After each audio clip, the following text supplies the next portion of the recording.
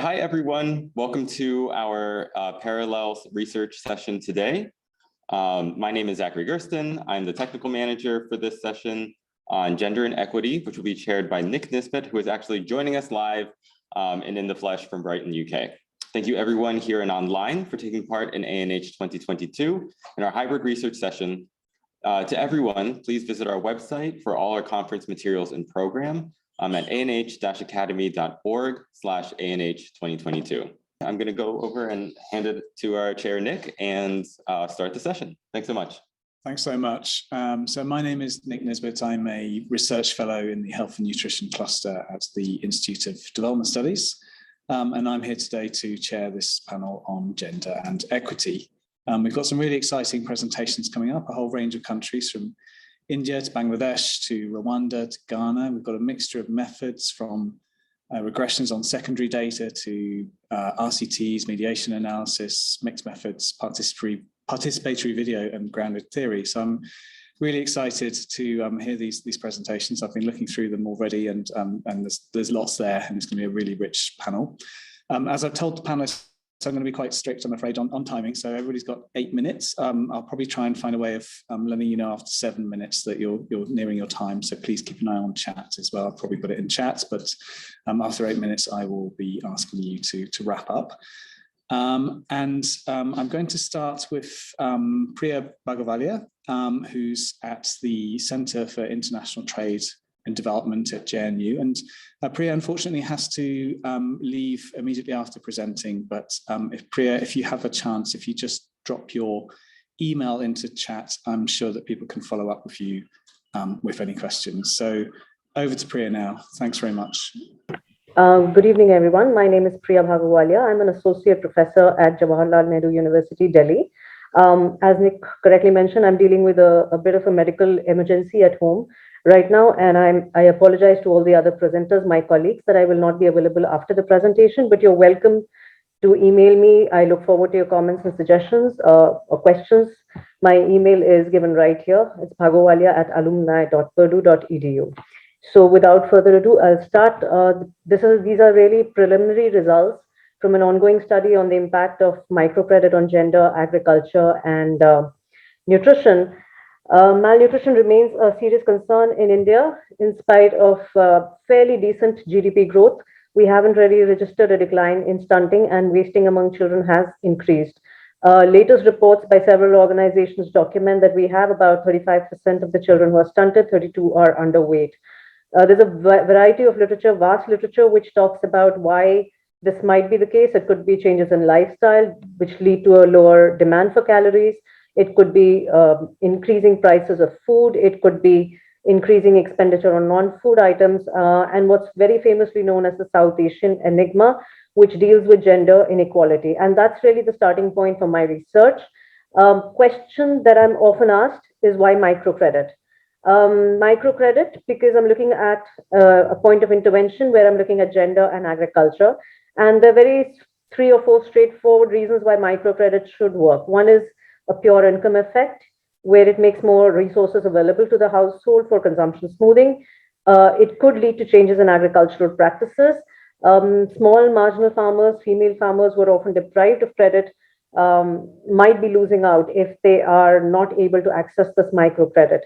From a gender point of view, it could change the perceived economic value of women because a lot of these microfinance institutions are targeting women as the recipients. And then, of course, it has the added advantages that group lending joint liability contracts have, which is to minimize risk of default, moral hazard, and adverse selection. Disadvantages are, of course, that there could be a substitution effect if women are, as more and more MFIs put a lot of pressure to quickly repay the loan. People might be spending more time in production or in activities outside of the home, which might induce little time for childcare. For an agricultural household that's operating at near subsistence, it's a problem because if they're operating in a non-separable framework, their production and consumption decisions are linked. So if microfinance leads them to specialize in 1 or 2 crops, it could affect diet diversity.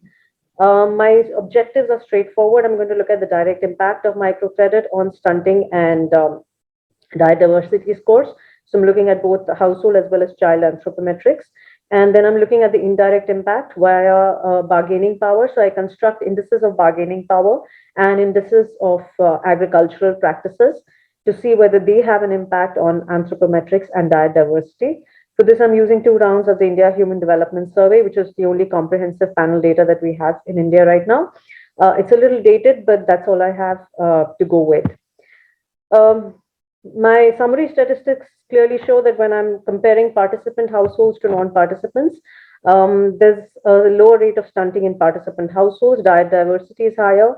The index of decision making, which shows the number of indices that a woman is solely responsible for, is also higher. Freedom of mobility is a little higher. What's not so nice is that the justification for domestic violence is also higher.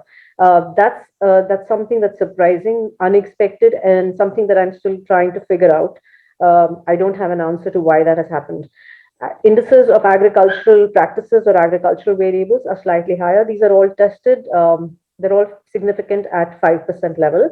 Overall, the profile of women who are in households that receive microcredit is a better one in terms of education, age at marriage, and other characteristics that I haven't really included here in the interest of time. In terms of the regression results, what this table shows is, first of all, the impact of participation on decision-making, mobility, and domestic violence. That this one is not desirable, but these two first one are they're positive and significant at a 1% and 5% level. The impact of participation on agriculture has the right sign, but is statistically insignificant. And the impact on stunting and diet diversity, they have the right sign. For diet diversity, it is statistically significant. This is the direct impact of participating in a microcredit scheme. What's also to be seen as that it does lead to some kind of greater production or greater activity in terms of orchards or plantations. When I look at the indirect impact, I see that the indirect impact of microcredit works mostly through decision making and mobility. I haven't reported that table here, but these are glimpse of the results. The decision making and mobility indices have a positive and statistically significant impact on stunting, and domestic violence obviously has a negative impact. And this suggests that microfinance is in fact trying to sort of address the gender inequalities, which are important from a nutrition point of view. So even though I've just assumed that women retain control of the microfinance, results seem to suggest that they definitely have an improvement in bargaining power. The impact for agriculture on stunting and diet diversity, we only saw it for diet diversity, not for stunting. And my guess is that when I looked at the different agricultural variables, this is not so much to do with better agricultural practices, but more to do with the fact that microfinance increases the overall income and resources available to the agrarian household. But that's something that still needs to be studied in depth. Just to conclude, these are brief results, but just to conclude that it's fairly clear from preliminary results that restrictions on access to microcredit or institutional credit can adversely affect farming households, especially those that are female-headed. It does seem to suggest that microcredit does increase the available resources, either for diet diversity or maybe to improve underweight. I haven't reported the underweight regressions here, but there was a positive impact on that. It can affect intra-household allocations of food and other nutrition-related investments. Very often in India, microfinance schemes are combined with other programs where they're disseminating information about nutrition, about health, and so they help in building social networks. Women who are participating in these groups might experience benefits that are going beyond just the provision of credit. And although I have only 2 rounds of data, both of which are a little old, 2011-12 being the last round, and I know that there is still a lot of other econometric issues that I haven't touched upon yet, I think the study is instructive and applicable to a lot of settings in sub-Saharan Africa, in Latin America, and Asia, where women play a very important role both in agriculture as well as primary caregivers. Thank you for listening. Thank you so much, Priya, and that was beautifully timed. Thank you so much. So, round of applause for that. 15 people in the room here in Brighton listening to you too. So let's just see if we can take one question. If you could just introduce yourself. Sure. Hi, I'm Helen Harris-Fry, Assistant Professor of Nutrition at the London School of Hygiene and Tropical Medicine. I was really interested in your study, and you concluded by saying that there were some econometric issues that you didn't get a chance to address. One of my questions relates to that. So I was wondering if these results could be at least partially explained by selection bias, those that access microfinance might have better diets just simply because they're already better off and not because of the microfinance itself. Thank you. Thank you for the question. Yes, that's something that has occurred to me and something that I still need to see. But right now I'm using panel data methods. The results that I have shown are based on fixed effects. So I'm hoping that the cell selection problem is not very serious right now, but that is definitely something that needs to be tackled by means of more robustness checks that I need to do. As I said, these are just preliminary results and the study is still ongoing. Thank you for the question, though. Okay, thank you so much, Priya. Thank you for doing this with the medical emergency at home. We really appreciate your presentation and your input. So we'll let you go now, but I'm sure people will be in touch by email as well. Thank you so much. Thank you. Thank you again. So I'm going to move on to our next presenter. So Arundita Banjdao is a researcher in the Research and Advocacy Unit from Pradhan, India, and is going to be presenting on an interactive voice response system as a participatory tool to improve nutrition and health outcomes in rural India. Arundita, over to you. Really looking forward to hearing about this new tool. So, hello everyone. I'm Arundita, and I'm just going to switch off my video because I'm in a low internet region. So I'm going to present a case on the potential of interactive voice response system, or IVRS, as a participatory tool to improve nutrition and health outcomes in rural India. I want to start by explaining the problem of low nutrition and health outcomes in India in two parts.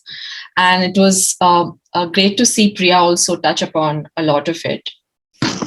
So food and nutrition insecurity remains a serious challenge in India. And in addition to country's hunger level, which is at serious, micronutrient deficiencies and lack of dietary diversity are areas of grave concern, particularly for women and girls, and more so amongst tribal and vulnerable communities inhabiting remote rural areas. The second part to the problem is access to information and sort of the unequal access that some segments of the population face. To add to that, the methods of communication on various developmental issues are primarily top-down, or what we call as didactic, and are in mainstream or non-local languages. Also, due to a widespread digital illiteracy and limited access to internet, women are sort of in these rural areas are sort of systematically excluded from participating in any information or knowledge exchange process. There's also a lack of communication approaches that focus on generating and co-producing localized and contextual knowledge. So to address these challenges in part, as a part of a 2-year collaborative research translation project, we created a community-led digital platform through IVRS. And we analyzed how women from remote regions can contribute to co-creation of knowledge on healthy diets. This work was based in tribal or indigenous dominated pockets of the eastern Indian states in Bihar and Odisha. Now, I've been talking about IVRS. I just want to give a brief overview of how this community-led platform powered by IVRS functions. So this platform is voice-based and works on a missed call model. So a user calls on a mobile number and their phone gets cut and they receive a call back. The user can then listen to pre-recorded information capsules and share relevant content like on share and forward with their peers. So when I say content, so content is of primarily 3 types. One is studio generated, or which is pre-recorded, and This is also developed on the basis of a needs assessment survey that we've done in the local areas, and also based on continuous feedback that we receive from the users of this platform. So that's a studio generated content. Second sort of content is something that is generated by the users. So the users of the platform in these rural areas, they listen to the pre-recorded content and record their thoughts on them, and even record something unrelated or some experiences, their query or concern about something else. Now, these content are available in 5 different local languages, the pre-recorded content as well as the languages in which the users record. Now, local youth play a very important role in this process because they are trained in onboarding and handholding the community to use the platform and also troubleshooting any challenges that they face on the way. Now, the content that is recorded by the user is monitored and moderated or validated and published on the platform, again by the local youth who are trained for the same. So then this platform kind of becomes a mix, a combination of a playlist of a mix of studio generated as well as user recorded content. And there are also surveys. So the third kind of content that I missed here was surveys that we continuously conduct to understand the usage and the change in people's knowledge or attitude. The statistics for this platform are continuously captured, which contribute towards feedback and which gives us insights, which then helps us improve the programs. Now, so the platform is free to the end user. So if you call, you will not be charged. It's available 24/7. It can be accessed through basic mobile phones, which just has dialing feature. It doesn't need a smartphone for the purpose. Now, the methods that we use for analyzing the platform usage is the real-time listener statistics that we were generating. Second was we were analyzing the content that were generated by the users, the recorded by the users. And we were also conducting pre and post surveys on the platform to evaluate any sort of shifts in their nutrition knowledge or attitudes. I wouldn't focus on practice because it was just a 2-year project, which we are now building on. So if we look at this table, so we had 3 channels in different languages, and we launched it in the year 2020, different months of year 2020. And by March 2022, we had around 13,000 unique callers that made calls on this platform for over 100,000 times. And we also had a total of 18,000 recordings that the user recorded on the platform. And though our intervention was with the women primarily, also male, but women primarily, so we also see that the 54% of the users are women of this platform. So broadly, what we found was that there was a slight increase, there was shift in the increase of the importance of dietary diversity with the women after listening to the content.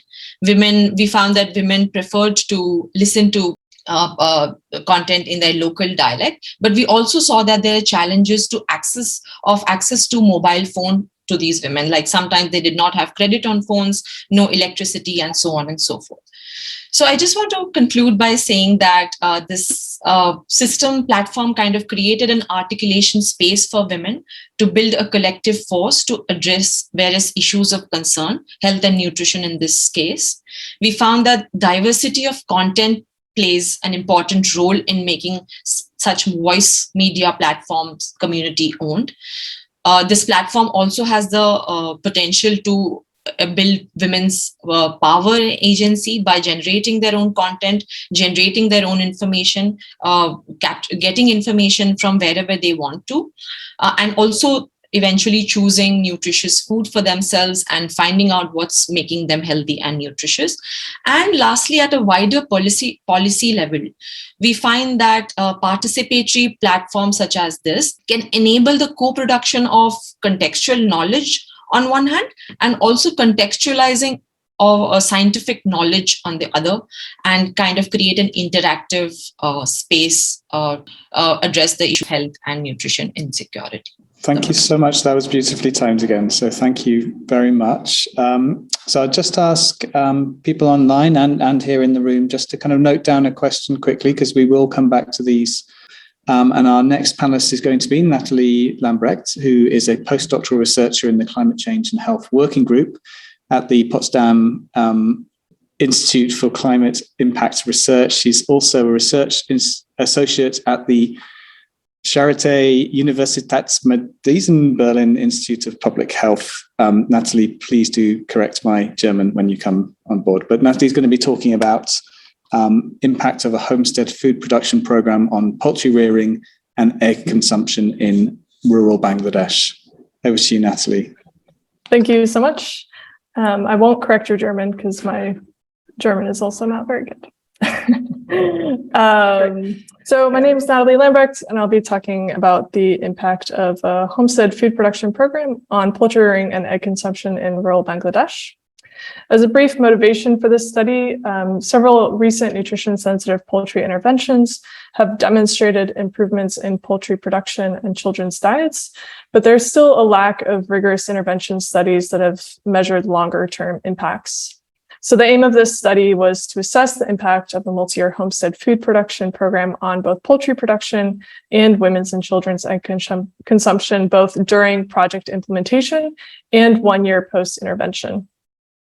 This evaluation was done as part of the Food and Agricultural Approaches to Reducing Malnutrition trial in rural Bangladesh, or FARM for short. FARM is a cluster randomized controlled trial conducted in 2 subdistricts of Habiganj district in Sylhet division, Bangladesh, that sought to evaluate the impact of a homestead food production program on nutrition status among women and their children under 3 years old. The trial enrolled 2,700 women from 96 clusters and allocated 48 settlements to the intervention arm. And it also enrolled their children under 3 years old at baseline and at birth throughout the trial. The homestead food production program promoted home gardening, poultry production, and nutrition and hygiene education using women's groups, and it was implemented over 3 years by the NGO Helen Keller International. So the poultry intervention focused on several key aspects. The first was improved housing through these improved poultry sheds shown here. So women were reimbursed for building a poultry shed. They were also trained in improved brooding and hatching and chick rearing practices to increase egg production. So this included, for example, building a hazel or hatching pot shown here, and supplementary feeding of chicks. And the program also promoted vaccination of poultry, in which community vaccinators were trained and supplied with vaccination supplies from the district livestock office.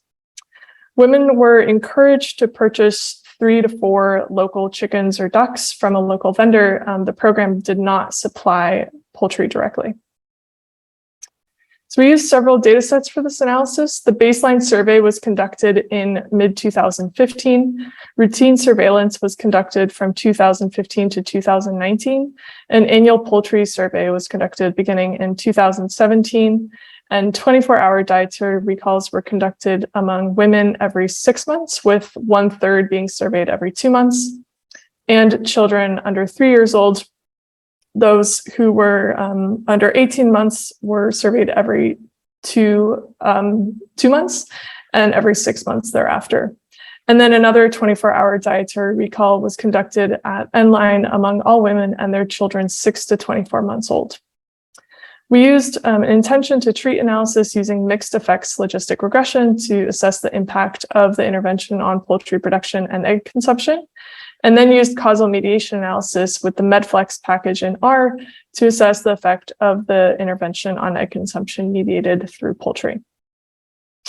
For our results, first looking at the impact of the intervention on poultry rearing, we saw that the intervention increased women's poultry ownership by 10 to 20 percentage points at all time points. And in year 3, which is the final year of the intervention, women owned on average 0.6 more chickens.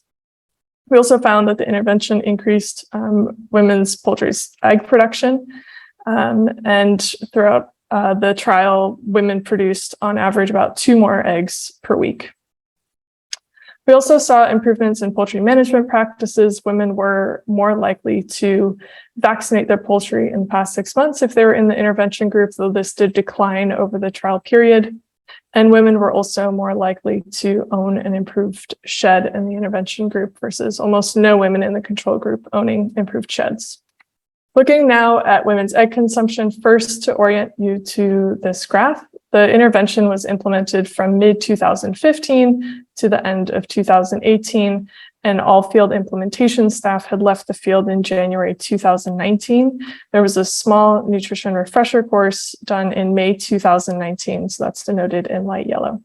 We did not see an impact on egg consumption in the first year of the intervention, but saw a significant increase in egg consumption among intervention women in the second year, and the strongest impact and effects in year 3, in which 25% of women in the intervention group had consumed eggs in the prior 24 hours, which is 11 percentage points higher than women in the control group. We continued to see an impact on egg consumption during the project scale down period and sustained effects in the post-intervention period, which was 1 year after the conclusion of the intervention. We next looked at mediation of poultry ownership. So for this, we specifically looked at whether women owned 3 or more poultry in the 3 poultry surveillance surveys and egg consumption in the 6 months following those poultry surveys. So in year 3, we did not observe an indirect effect of poultry ownership, nor in the scale down period. However, during the post-intervention survey, women's ownership of at least 3 poultry explained 11% of the total effect of the farm homestead food production intervention on women's egg consumption. Looking now at the impact on children's egg consumption, if at all, we see a small impact in year 1 and a marginal effect in year 2. However, in year 3, we see a strong impact, especially in the second half of year 3, in which children 6 to 37 months old were almost 3 times more likely to have consumed eggs in the prior 24 hours compared to controls. We continued to see increased egg consumption during the scale down period, as well as marginal evidence that the effect remained in the post-intervention period. Of note, this end-line survey was conducted among a smaller sample of children 6 to 24 months old. So this may reduce our power to detect an effect during the post-intervention period and made our confidence intervals quite wide. We did not observe an association between women's poultry ownership and their children's egg consumption, so we did not conduct mediation analysis for this. So in conclusion, we found that a multi-year homestead food production program increased poultry rearing and management with sustained effects after completion of the program activities. We also saw that the program increased women's and children's egg consumption, but the strongest effects were observed in the final and third year. We did see persistent impacts post-intervention. We found that the increases in women's and children's egg consumption were achieved primarily through program components other than poultry. This is likely through the nutritional counseling component. And this may have been due to some barriers to using the improved practices, such as women's use of the improved sheds or vaccination, that limited the potential of poultry to contribute to diets. So further research is needed on improving the design, delivery, and uptake of poultry interventions. With that, I'd like to thank the participants of the study as well as the farm team, our partners and funding, and thank you for your attention. So thank you so much, Natalie. That was great. So once again, I just ask people in the room here and people online to note down some questions. I see there's some kind of active questions going on in the chat already. That's great. So as I said before, we're collecting those up and we'll have some time for discussion at the end. But I'm going to move on now to Valerie Flax, who's a Senior Research Public Health Analyst at RTI International. And Valerie is going to be talking on an intervention to engage fathers in supporting child nutrition increases frequency of children's animal source food consumption in Rwanda. Valerie, over to you. Thank you very much. So hi, everybody. I'm Valerie Flax from RTI International, and I am representing a team of researchers from ILRI, Three Stones, RTI, University of Rwanda, and University of Florida. We collaborated on a study to engage fathers in supporting their children's animal source food consumption in Rwanda. Animal source food consumption is low among children in Rwanda. Milk is the most commonly consumed ASF, according to the latest demographic and health survey. with about 25% of children 6 to 23 months consuming it. Although mothers in Rwanda have the main responsibility for caring for children, fathers are important because they are key influencers of child feeding practices, but there has been little research on effective ways of engaging fathers to support child feeding. This study was funded by the Feed the Future Livestock Systems Innovation Lab and was a follow-on to a larger cluster randomized trial testing if social and behavior change communication would increase milk consumption among young children in poor households that had received a cow through the government of Rwanda's livestock asset transfer program. That intervention mainly targeted mothers, and a delayed intervention was provided to households in the control arm after the study ended. So this study in my presentation today was a pre-post evaluation in those same households that had received the initial intervention, still had a living cow, and where the father was living in the household with the child. So here you can see the study timeline. We collected formative data and conducted a baseline survey with fathers. The information from both of those sources of data was used to design the intervention activities and materials for the fathers, and the intervention was designed and implemented in collaboration with the National Childhood Development Agency, with implementation from June to October of 2021, and a pause in July and August of 2021 because of COVID restrictions. After the intervention was completed, we conducted end-line surveys with the same fathers and also collected qualitative data from fathers who participated in the intervention and model fathers and community environmental health officers, or CEHOs, who implemented it. The intervention consisted of meetings or trainings led by model fathers or CEHOs, a leaflet and a poster, which they used during the meetings, text messages sent to fathers' phones, and megaphone blasts of key messages in the communities. Nearly all the fathers in the study had heard about ASFs during the meetings. Most fathers received the information from a model father rather than a CEHO. Most saw or received the leaflet, and about half saw the poster, and about 3/4 of fathers received the text messages. Children's consumption of ASFs overall and specific ASFs were the main outcomes of this study. We found significant increases from baseline to end-line in the percentages of children who consumed ASFs overall, milk, eggs, and beef 2 or more times in the past week, but we found no change in the percentage who consumed fish. In general, you can see that at baseline, milk consumption was most common, followed by fish and then eggs, and that at end-line, or at the end of the intervention, milk was still most common, but eggs had overtaken fish in terms of the percentage of children who consumed them. Fathers' knowledge and awareness related to ASFs also increased. Fathers' knowledge questions were asked in an open format without providing response options. We found that significantly more fathers at end-line knew that fish, eggs, and milk are needed for a child to grow and develop. To measure awareness, we asked whether fathers had ever heard of specific messages. Their awareness generally increased so that nearly all fathers knew the messages by the end of the study. We also included messages in the intervention to encourage fathers to support their children's ASF consumption in specific ways and discuss the use of home-produced ASFs with their wives. And we found some interesting patterns in terms how they supported these different things. So for milk, fathers' main supports were making sure production goes to the child and giving their wives money to buy milk, and those didn't change. Whereas more fathers bought milk or advised their wives to give the child milk at end-line compared to baseline. For other ASFs, we saw increases in making sure own production went to the child. And from our analysis, we were able to see that this increase was specifically for home-produced eggs. We also found increases in fathers buying ASFs and advising their wives to give the child ASFs, while giving money to their wives to buy ASFs actually decreased, which is not necessarily a positive thing. We also saw, the bullet point at the bottom of the slide, we also saw that joint decision-making about the use of home-produced milk also increased significantly from baseline to end-line. So here we show a few examples of key themes that emerged from the end-line qualitative data about fathers and implementers' experiences with the intervention. Fathers and implementers liked the way the messages explained how fathers could contribute to child nutrition and suggested specific actions they could take, for example, by keeping part of their milk produced at home or by buying less expensive ASFs. Fathers also appreciated having an intervention that was targeted at them and where they could learn new information among their peers rather than as part of a women's group, which is often how nutrition information is shared in settings like Rwanda. In conclusion, this study showed that a social and behavior change communication intervention for fathers increased the frequency of children's consumption of several different ASFs and increased fathers' knowledge, awareness, and support for their children's ASF consumption.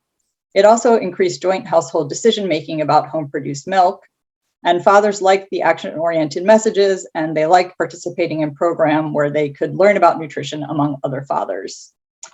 I also wanted to say, and it is not on my slides, but if you are interested in learning more about involving other family members in child nutrition, please join the Family Inclusion in Nutrition Through Engagement, or the FINE community of practice, which is organized by USAID Advancing Nutrition and the University of North Carolina and meets quarterly. And I will post the link to that in the chat.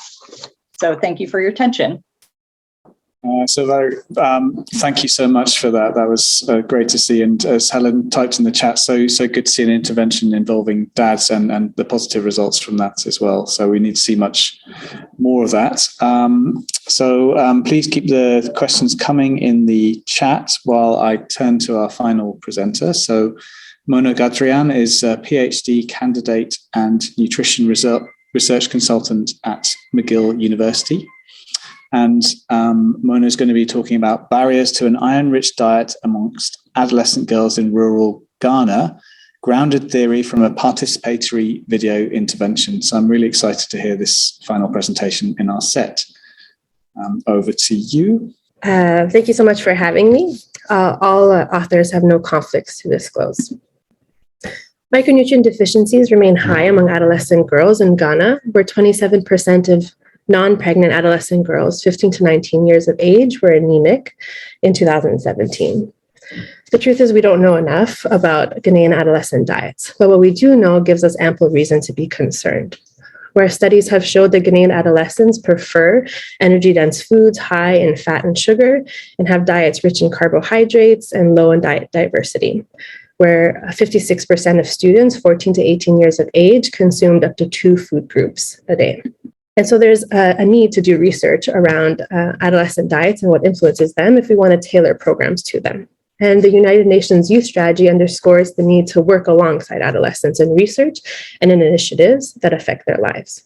And so a participatory video methodology has been used before in participatory research. Here, marginalized populations reflect on their lived experiences and make short videos on the issues that they want to give voice to. It's been used in community development for research, education, and advocacy for quite a long time, since the 1960s, but it hasn't been readily used in nutrition education or nutrition research much yet. And so our research aim was to explore the most pressing obstacles adolescent girls face in getting a balanced and iron-rich diet in rural Ghana, specifically the Upper Manyakoba district of Eastern Ghana. This was done through a cluster randomized control trial, where clusters were schools where girls' clubs were being implemented in the 2018-2019 school year. Schools had junior high school students, and they were within a 30-minute driving radius from the district capital of Asisiwa. Participants were adolescent girls, 13 to 16 years of age, who spoke Krobo, and they were participating in these girls' clubs. 59 clusters were assessed for eligibility. 39 were excluded because they were outside of this 30-minute driving radius from Asisiwa. 20 clusters were randomized, 10 into the intervention arm and 10 into the control arm, and no clusters were lost to follow-up. Both research arms received a nutrition curriculum within the context of their regular weekly girls' club activities with their school teacher. This included lessons on adolescent nutrition, balanced diet, and anemia in adolescent girls. The intervention schools participated in additional video making activities in order to produce 2 videos. The first on promoting balanced diet, and the second on preventing iron deficiency anemia. These are videos that they would use to educate their peers. The intervention activities had reflexive discussions with their peers, where they discussed a little bit about how to apply this nutrition information and what challenges they might have faced.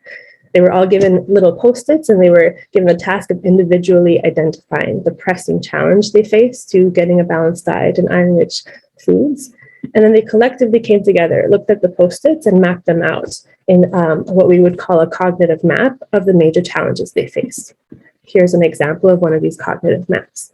They then had a chance to have a blind vote on the most pressing challenge that they faced, and they devised a realistic solution. Now, the most pressing challenge that they identified and the solution they proposed actually developed the skeleton of their video. And so what they had to do is to have additional conversations about their lived experience and to plan a storyboard for their video. Then they acted and filmed the short dramatization themselves, and they planned a screening to have with their classmates. And after these educational screenings, they participated in group reflections to discuss on how it went and any changes they might have seen. The participatory research activities were actually embedded in the intervention, where intervention schools produced 20 cognitive maps on the range of challenges faced and 20 videos exploring the most pressing challenges. And so this study presents the inductive thematic analysis of the cognitive maps and the videos using MaxQDA 2020 software. The results of the inductive thematic analysis highlighted a range of issues. Adolescent diet and food choices were influenced by their lack of nutrition knowledge, their preferences, their limited purchasing power, and limited availability of nutrient and iron-rich food. The availability of iron-rich foods were shaped by the knowledge and priorities of what we would call gatekeepers of adolescent diet at home and at school. I'd like to highlight two prominent caregiver behaviors that influence the availability of nutrient and iron-rich foods in the home. First, adolescents spoke of their parents' poor agricultural practices. In particular, they said that their parents do not plant iron-rich foods. When there is iron-rich foods like contomere and turkeyberry on their farms, they would spray it or cut it down, and that there was poor animal husbandry, where animals like goats were free to roam and damage the gardens. Secondly, adolescents spoke of household market practices, where parents would rather sell iron-rich foods for financial gain instead of home consumption, and they would often use the money to buy non-food stuff. These challenges can be seen in the following two quotes from two different videos created. In one video, an actress playing the role of a mother, talking to her husband and a friend, says, "We have contomere around us, and we fill our baskets to sell it for just 2 CDs. Then we use that money to buy ice cream, toffee, and chips and eat. Meanwhile, we do not get any nutrients from these things." In a second video, an actress playing the role of a father figure speaks to a community member saying, "My wife planted this cocoyam to spoil the land, and you're telling me not to spray it? I will spray with weedicide and use the land for cassava so that I can make money." So again, the common barriers were a lack of knowledge, a lack of access, availability, and agency.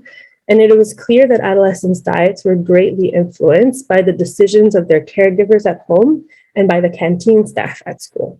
And so the implications of this study are fairly clear. It would be important to include parents and school staff in adolescent nutrition education initiatives that because they remain key influencers of adolescent nutrition.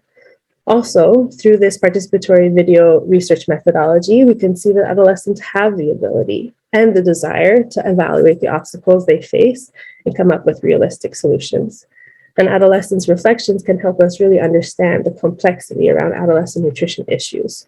And adolescents should be encouraged to get more involved in shaping their food environments. The study is limited by the experience of our demographic.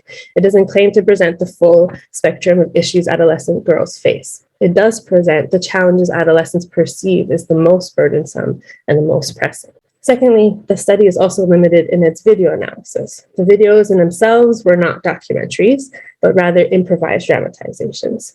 It is important not to associate the actions and the conversations represented in the videos as quotes from actual community members, but rather reflect the participants' attempts to present the challenges they face through improvised dialogue. I'd like to thank you so much. And if we do, I see I have 40 seconds left. Can I show you a short clip of a video? Yeah, please do.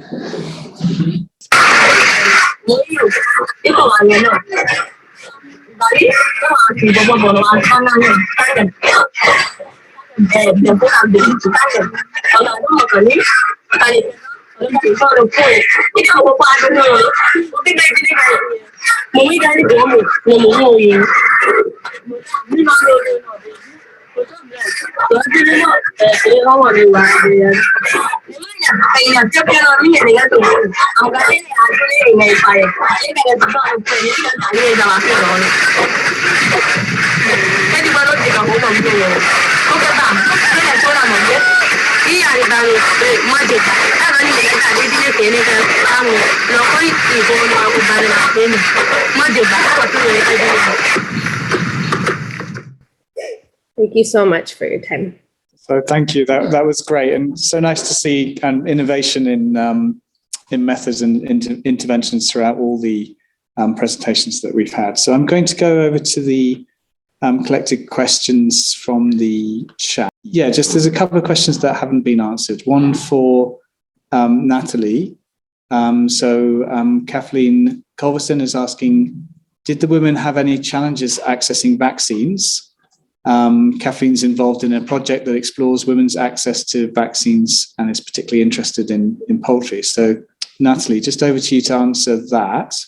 Yeah, absolutely. We have a little chat going in the chat box, I think, but just for everybody, there were definitely barriers to vaccination in particular. So the community members were, some women were trained as community vaccinators, but there were issues, especially as the trial continued, with refrigeration of vaccines and accessing those from the district livestock office and then bringing them to the communities.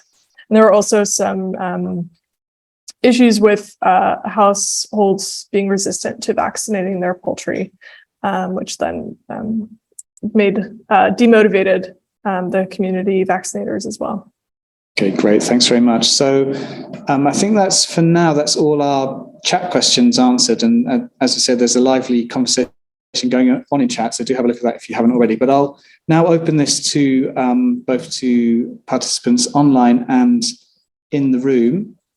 So please, online, put your hand up, or people here in the room if you've got any questions for our panelists. Hi, thanks everyone. That was a really exciting session. I'm Kate Wellard from Natural Resources Institute. And lots of exciting topics there, so many questions to ask, but I'd like to ask Arundhita. You're working with the interactive voice response, and also it kind of linking back to something that Priya mentioned earlier on, and that was about the risk of gender-based violence with the use of mobile phones. So I just wanted to know if that was something that you bore in mind, and in general, what was the access by women in terms of phone use and phone access? Did they have their own phones? Were they relying on their husband's phones? And I'm just mentioning it because, of course, I'm sure there's evidence as well in Priya's case study and elsewhere that their mobile phones can be associated with increases in gender-based violence. And were you able to take any precautions in terms of timing of calls, not being late at night, etc.? Thank you. Yeah, thank you for your questions. Very, very important one. So I'll start with the access, the second question that you said.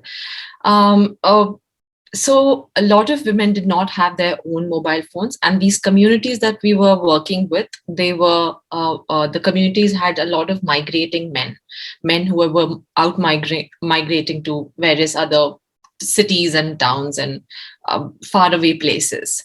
So they used to take phones with themselves, but there was all the households had one phone, which was mostly accessed by, say, the children of the household, who used to just play games or listen to music and watch movies and so on and so forth. So when we did the needs assessment in the beginning, we kind of asked about their timings when they would be comfortable, which was mostly so there were 3-4 slots that we kind of found they were comfortable in, which first was when they returned from their fields in the morning, and then the second was in the evening, and the last was right after dinner. And so that's one thing that we did. And not only access, but a lack of electricity. So they were not able to charge their phones. They were not able to put money onto their phones. And all these were the issues that, were very important issues that we kind of faced in terms of access. Gender-based violence, we did keep that in mind. So there was, we did not observe any gender-based violence in terms of access, but in terms of, they recording, what kind of content were they recording? So the men were concerned about sometimes what kind of content are the women in their households recording. But so initially it was not only a women-centric approach. We were also like engaging with men of the households and making them listen to the programs. So once they heard the programs and they also recorded, they were kind of a little assured that, she can now go on and record whatever she wants to. But in terms of access, we did not observe any gender-based violence in terms of mobile phone usage. I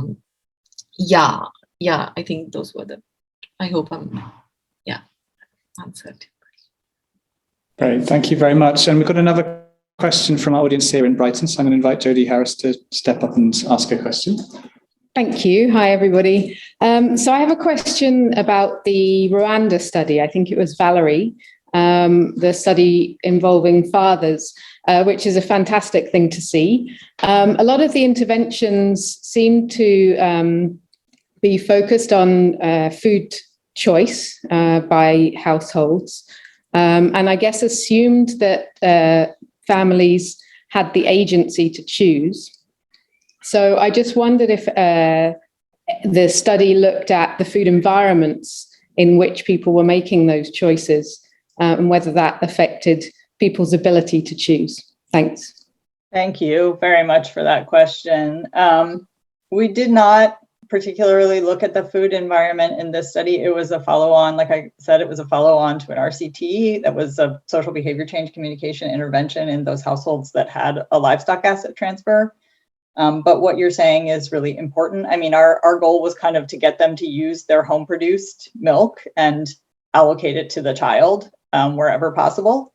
But your point is well taken, because particularly, so you saw in the one slide where fish consumption didn't change, and that's something that's purchased. They're not next to in the districts we worked in, they're not next to the lake, so they don't have access to fish unless they buy it. And there you don't see any change in consumption because it's already something they're purchasing. So even though you're sort of suggesting they're poor families, they don't have more money, they can't afford to buy more. So what's available, like what's the affordability and the availability? Those are super important questions. And I think, yes, definitely worth considering. But unfortunately, we're not really considered in our study. Thank you. Thanks very much. Yeah, it's impossible to look at everything, but important to look at the structures within which people are able to make their choices. Thank you. Yeah, thank you. That's brilliant. And that, I mean, as you say, that was kind of attached to an existing intervention, but it'd be nice to see other interventions adopting a behavioural change process to kind of undertake that very basic market and affordability analysis. I wanted to ask actually that question to Arundhita. Because I think, I really liked your kind of initial findings on avoiding top-down messaging.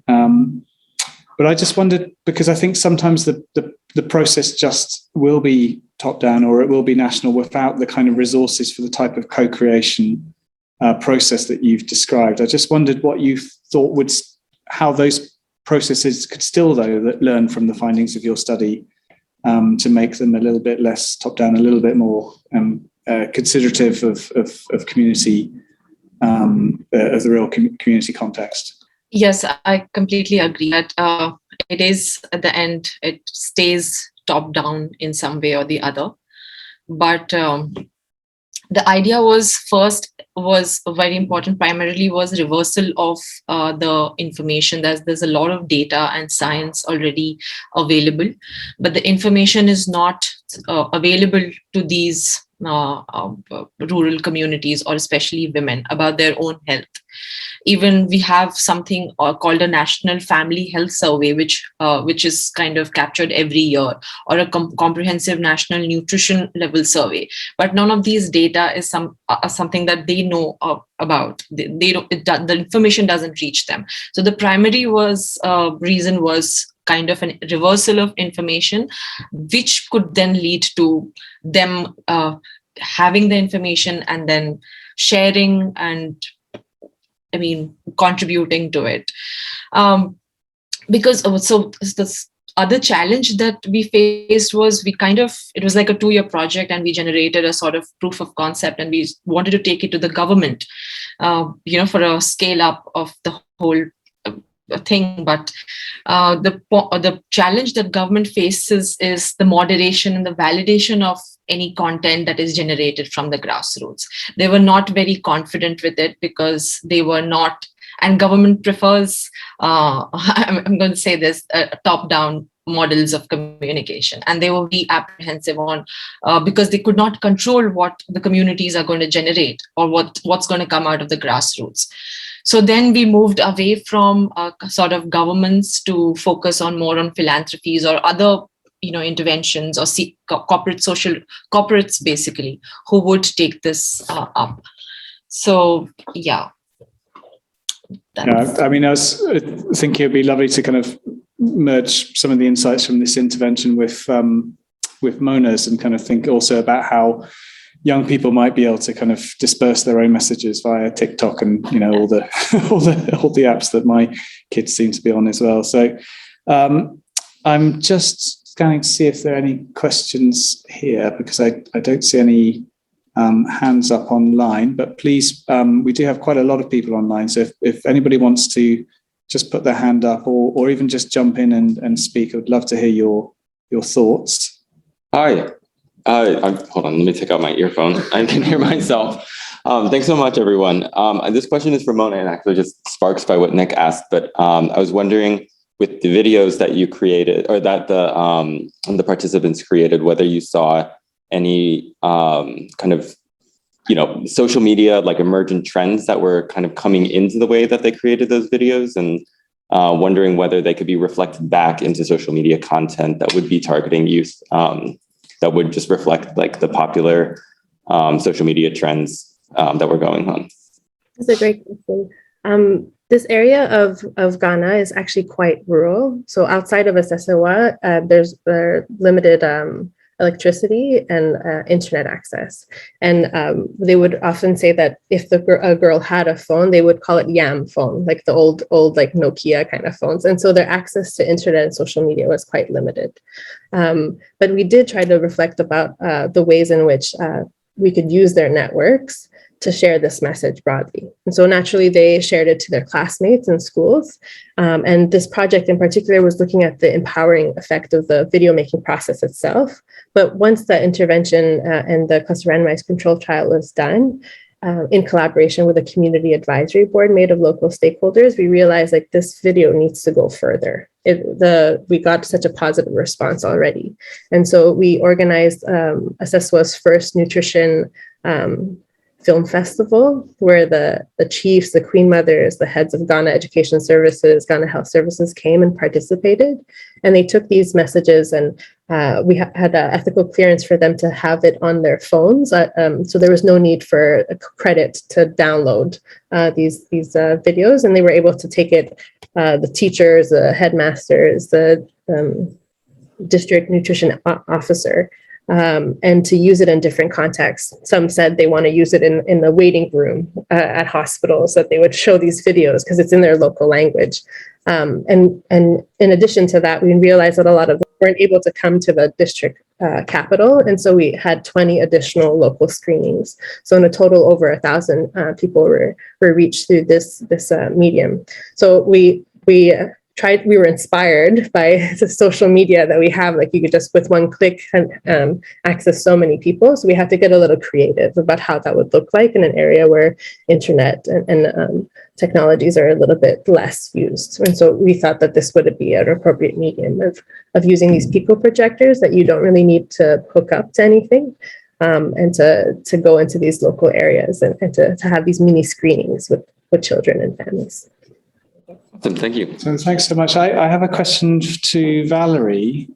So I was quite interested in the fishy findings, because it seemed that it was the area where the knowledge amongst fathers seemed to have increased the most, but also from the lowest base, and it's also the area where you didn't find any impact on children's diet. So I just wondered if you could say a little bit more about that, because that seemed quite interesting, and whether that was explored through the qual work as well, perhaps. Yeah, thank you for that. And as I said before, the 2 districts where we worked were not next to the lake. So there are areas where people have to buy fish if they want to use fish, and they typically buy small dried fish, was what we learned. There were messages that were specifically kind of encouraging them to do that, and the model fathers were also kind of pushing that message. instead of buying beef or milk or something that's unaffordable, try to buy something that's the least expensive thing, which is small dried fish, for example.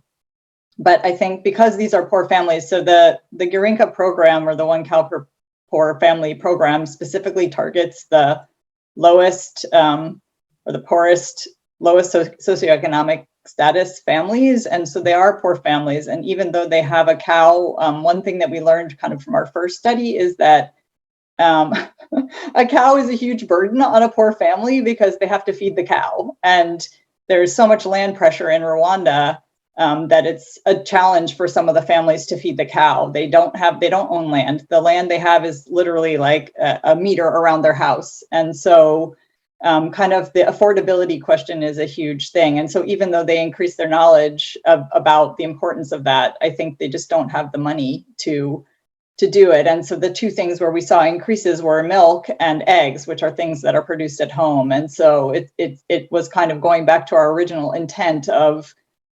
increasing consumption of home production. And I think if you wanted to try to increase consumption of things that people needed to purchase, there would have to be kind of a different mechanism. They'd either have to be able to make enough money off of the what they're selling, the milk they're selling, or from other sources of income.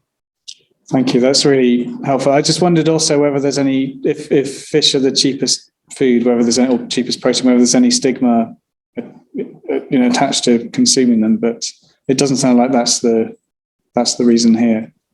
No, I don't think there's stigma at all. I mean, it's very common to consume that, and there's no stigma with that. I mean, that's the most affordable animal source food that you could purchase.